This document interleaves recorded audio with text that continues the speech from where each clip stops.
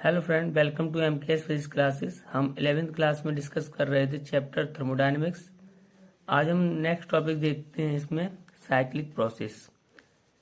When a system after passing different states return to its original state then it is called a cyclic process.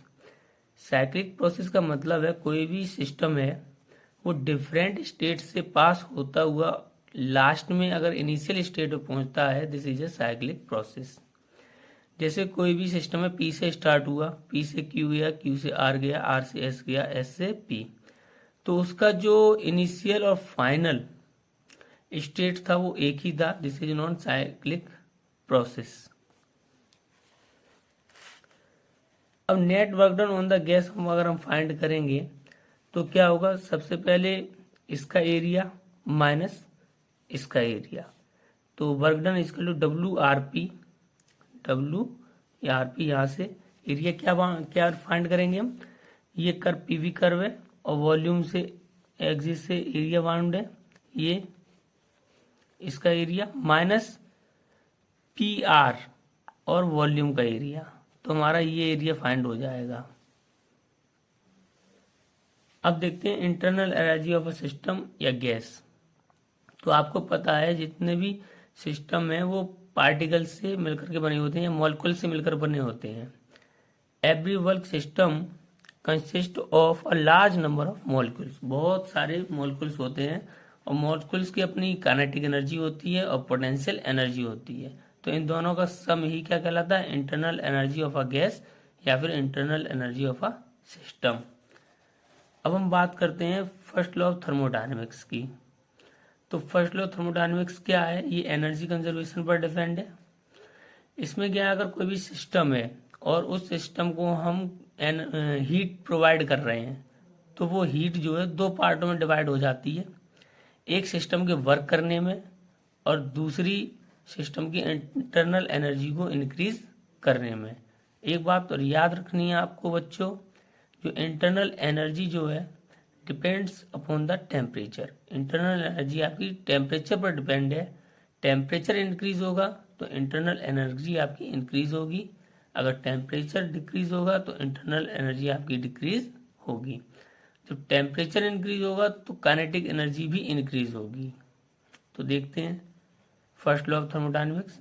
If an amount of heat delta Q is given to a system, हम किसी system को delta Q heat given कर रहे हैं, दे रहे हैं। अब part of it will be used, इसका जो पार्ट जो यूज होता है in increasing the internal energy, किसमें, इंटरनल एनर्जी को इंक्रीज करने में, delta U of the system and the rest in during work, और क्या करने में, वर्क करने में, delta W bye the system. तो क्या होगा, डेल्टा क्यू हमने हीट प्रोवाइड कराई सिस्टम को और ये दो पार्टों में डिवाइड हो गई, किस किस में, increasing internal energy, work done by the system, delta U plus delta W. If in a process infinitesimally small energy d Q, तो आपको अगर ये एक पर्टिकुलर टाइम पर प्रोसेस हो रहा है तो हम क्या लिख सकते हैं इस इक्वेशन को, D Q is equal to D U plus D W. Application of the first law of thermodynamics. अब इसके एप्लीकेशन देखते हैं। नंबर फर्स्ट साइक्लिक प्रोसेस है। साइक्लिक प्रोसेस हम बता चुके हैं पहले ही। साइक्लिक प्रोसेस में क्या होता है, सिस्टम डिफरेंट डिफरेंट स्टेट से होता हुआ पास होता हुआ अगर अपने इनिशियल स्टेट पे आ जाता है, this is non cyclic process. When a system is taken from an initial state to other different states and finally brought back to the initial state, then this is called a cyclic process. In this process, अब देखो जहां से system चला था वहीं पर लौट करके रिटर्न हो रहा है, वापस आ रहा है, तो उसकी जो इंटरनल एनर्जी होगी वो क्या होगी, कांस्टेंट। और जब डिफरेंस निकालोगे डेल्टा यू इक्वल टू कितना आ जाएगा, जीरो, क्योंकि यू इनिशियल और यू फाइनल क्या है, इक्वल है।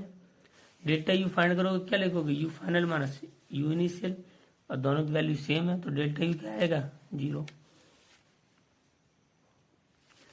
अब देखो from first law of thermodynamics, first thermodynamics का फॉर्मूला क्या है, या तो ये लिख सकते हो या ये भी लिख सकते हो, Q is equal to delta U plus W. Delta U क्या है आपका 0, तो आपकी फर्स्ट थर्मोडायनेमिक्स इक्वेशन क्या बनी साइक्लिक प्रोसेस में, Q is equal to W. Q क्या चीज है, Q positive W positive. Q positive है कहने का मतलब सिस्टम को हीट दे रहे हैं, डब्ल्यू पॉजिटिव है तो work done by the system हो रहा है, आपका सिस्टम द्वारा वर्क होता है। तो साइक्लिक प्रोसेस में फर्स्ट लॉ थर्मोडायनेमिक्स के बेस पर डेफिनेशन हम क्या बोल सकते हैं, the heat given to a system, जो हीट सिस्टम को गिवन की जा रही है इक्वल्स टू द, किसके इक्वल है, net work done by the system, जो सिस्टम आ रहा है वर्क कर रहा है। सेकेंड है हमारा आइसोलेटेड सिस्टम। आइसोलेटेड सिस्टम का मतलब क्या है, a system which can neither do work nor can take और गिव हीट फ्रॉम और to the outside is called isolated system. Isolated system एक ऐसा सिस्टम है जो ना वो कोई वर्क करता है और ना ही सराउंडिंग से हीट लेता है, ना सराउंडिंग को हीट देता है। तो इस प्रोसेस में क्या होगा, इस प्रोसेस में आपका Q और W भी क्या होगा 0, ठीक है। तो क्या लिखोगे, देन Q इजकल टू क्या होगा delta U plus delta, sorry यहाँ पर हम डेल्टा के फॉर्म में भी अगर लिखना चाहें तो लिख सकते हैं, क्या लिख सकते हैं, delta Q is equal to delta U plus delta W। तो डेल्टा Q हमारा क्या होगा 0, डेल्टा यू क्या होगा 0, सॉरी डेल्टा Q क्या होगा 0, डेल्टा W क्या होगा 0, क्योंकि ना वो हीट ले रहा है ना दे रहा है, तो इनिशियल और फाइनल हीट उसकी कांस्टेंट होगी। जब डिफरेंस निकालेंगे तो 0 आएगा, ना वर्क डन कर रहा है वो, तो इनिशियल और फाइनल वर्क डन क्या होंगे 0। तो डेल्टा यू यहाँ से क्या आ जाएगा 0 आपका, डेल्टा यू 0। अब डेल्टा यू 0 का मतलब क्या है, उसकी इनिशियल और फाइनल इंटरनल एनर्जी क्या है कांस्टेंट। तो हम क्या लिख सकते हैं, इन this process the internal energy conserved in an isolated system, the internal energy remains constant. Third क्या है, आइसोबारिक प्रोसेस। आइसोबारिक प्रोसेस कब होती है, जब आपका प्रेशर कांस्टेंट होता है। A process taking place at a constant pressure is called an isobaric process. इस प्रोसेस में क्या होता है, जैसे लिक्विड है, लिक्विड को हम वेपर में कन्वर्ट कर लें कांस्टेंट प्रेशर पे, और टेम्परेचर भी क्या है कांस्टेंट। लिक्विड का जो मास है वो क्या है m, वॉल्यूम क्या है VL। जब वो वेपर में चेंज होगा तो मास क्या होगा वही रहेगा, वॉल्यूम क्या हो जाएगा V। अब देखो जब हम हीट प्रोवाइड कराएंगे लिक्विड से, जब वेपर में कन्वर्ट करेंगे तो हीट क्या करेंगे प्रोवाइड करेंगे, तो heat equal to Q is equal to क्या होगा ML। एल क्या चीज, latent heat of vaporization. Work done by the liquid in the एक्सपेंडरी फ्रॉम, कहाँ से कहाँ था VL टू V वॉल्यूम, पहले वॉल्यूम VL था फिर कितना हो गया VV। तो W इजकल टू क्या होगा P into delta V, W is equal to P, final कितना है VV माइनस इनिशियल कितना है VL। अगर हम फ्रॉम फर्स्ट लॉ थर्मोडायनेमिक्स से बात करेंगे तो क्या हो जाएगा Q is equal to delta U plus W। Q की जगह हम क्या पुट करेंगे ML is equal to delta U plus W की जगह क्या पुट करेंगे P VV minus VL। Isochoric process देख लो, इस प्रोसेस में क्या होगा कांस्टेंट आपका वॉल्यूम कांस्टेंट होगा। In this process volume constant है, चेंज वॉल्यूम कितना हो गया 0। From first law thermodynamics Q is equal to delta U plus W, या फिर ऐसे भी लिख सकते हैं delta Q is equal to delta U plus delta W। तो डेल्टा W की जगह क्या लिखोगे P डेल्टा V, और डेल्टा V क्या है 0, तो ये टर्म 0 हुआ, तो क्या आ गया delta Q is equal to delta U। तो कहने का मतलब the heat given to the system is equal to the increasing internal energy of the system. In an isochronic process, the entire heat given to the system is equal to the increasing internal energy. Isothermal process, isothermal process में क्या होता है आपका temperature constant रहता है, ठीक है। जब टेम्परेचर कांस्टेंट है तो internal change in internal energy कितनी होगी, 0। फर्स्ट लॉ थर्मोडायनेमिक्स लगा दीजिए, क्या लगाओगे, delta Q is equal to delta U plus delta W. तो delta Q is equal to 0 plus delta W, तो डेल्टा क्यू इजकल टू क्या हो गया, डेल्टा डब्लू।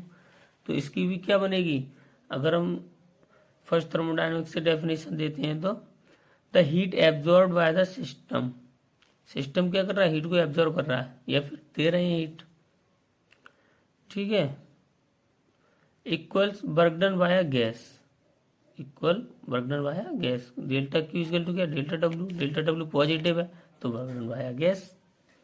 अब देखो ये जो कंडीशन वैलिड है वो आइडियल गैस के लिए वैलिड है और रियल गैस के लिए वैलिड नहीं है।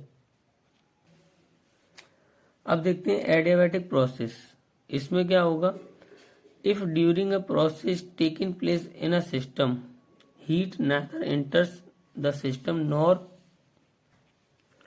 Leaves it. कहने का मतलब है अगर कोई सिस्टम है और सराउंडिंग है तो ना ही हीट सिस्टम से सराउंडिंग में जाएगी और ना सराउंडिंग से हीट सिस्टम में आएगी। तो यहाँ से डेल्टा क्यू कितना हो जाएगा, 0। तो यहाँ पर क्या लिख सकते हो आप, delta Q equal to delta U plus delta W. Delta Q क्या हो गया, 0, delta U plus delta W. यहाँ से अब दो डेफिनेशन आप फाइंड कर सकते हो, क्या कर सकते हो, एक तो आपकी हो जाएगी delta U equal to minus delta W. तो डेल्टा यू पॉजिटिव है तो कहने का मतलब क्या, इंटरनल एनर्जी इंक्रीज हो रही है, माइनस डेल्टा डब्ल्यू कब, जब वर्क डन किस पर हो रहा है, सिस्टम पर, work is done on the system equals increasing internal energy of the system. दूसरा क्या फॉर्मूला बन सकता है, delta W equal to minus delta U, ठीक है। तो क्या कहने का मतलब क्या है, ये वर्क डन क्या है, पॉजिटिव, तो क्या लिखोगे, work done by the system is equal to the decreasing internal energy of the system. Thank you friend.